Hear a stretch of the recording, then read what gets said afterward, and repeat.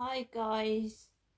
Oh, how are you doing? As discussed, I wanted to read this piece from the fabulous magazine in the Sun this morning. I wasn't going to get this newspaper, but I went into the cult this morning and I thought I'd get the Sun a newspaper.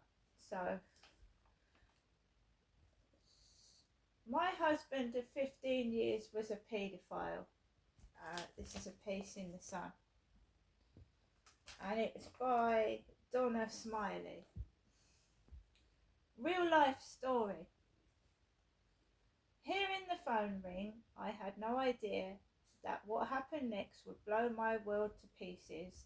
It was my husband, Kip Walford, telling me he'd just been interviewed by the police,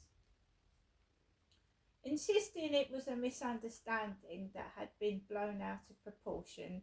He explained they were investigating him for inappropriately messaging a teenage girl he'd met at a sports club. In shock, I believed him, but as I was soon to discover, the allegations were true and there was worse to come. Kip, now 55, and I met in March 1999 when I was 19 and he was 28. A talented, charismatic sportsman. He was the kind of guy people stopped and listened to. He made you feel important. When he asked me out, I couldn't believe my luck. While I was a broke trainee nurse, he owned his own home and had a good job in banking. He was affectionate and loving, taking me on surprise holidays and showering me with gifts and compliments. My parents and friends thought he was great and fell madly in love. After a year of living together, however, Kip began to have angry outbursts. One night he came home drunk at 4 a.m, demanding to know who I'd had over. The toilet paper is hung differently, he insisted. Shocked, I reassured him I would never cheat and put it down as a one-off incident. But as time went on, he became more and more controlling. If I folded his socks wrongly or bought a different type of margarine, he would criticise me. In between these episodes, he was his usual loving self. So when he proposed on my 25th birthday, I said yes, telling myself that the good outweighed the bad. We got married in November 2005 and had our daughter 3 years later, followed by our son in March 2012. As the years passed, he became more controlling and distant, spending more and more time away from home. When he was around, he was good with the kids, but he constantly made me feel inadequate and joked in front of friends about how getting married and having children had ruined his life. They told me to leave him, and I did try once in May 2015, but he promised to change, and foolishly I gave him another chance.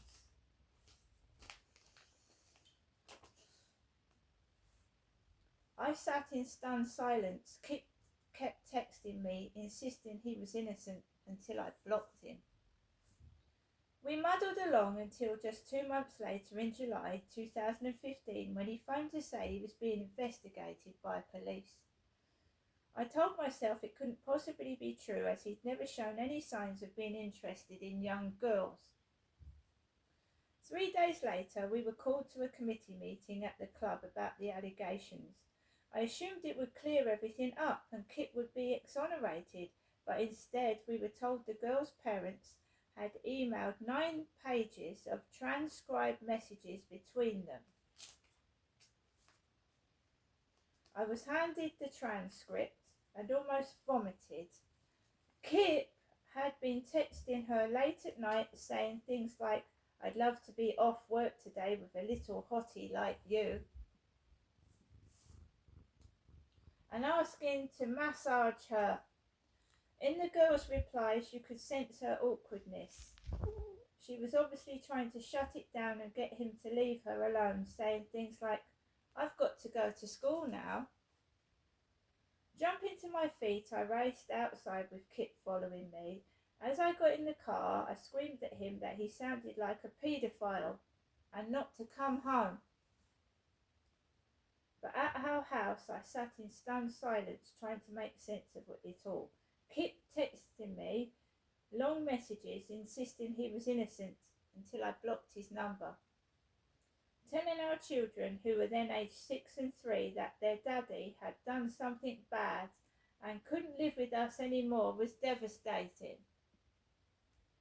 They were so upset and confused I couldn't bring myself to confide in anyone until a week later, when a man phoned our house to say he knew what Kip had done and he was going to kill him. Terrified in case someone targeted our house, I fled to my parents, who were so supportive. But the nightmare was just beginning. In the weeks that followed, 6 more victims came forward with allegations of not only inappropriate messages but also sexual abuse. Kit was charged with more than 20 offences, including 3 counts of rape, indecent acts with a child under 16, and sexual penetration of a child under 16.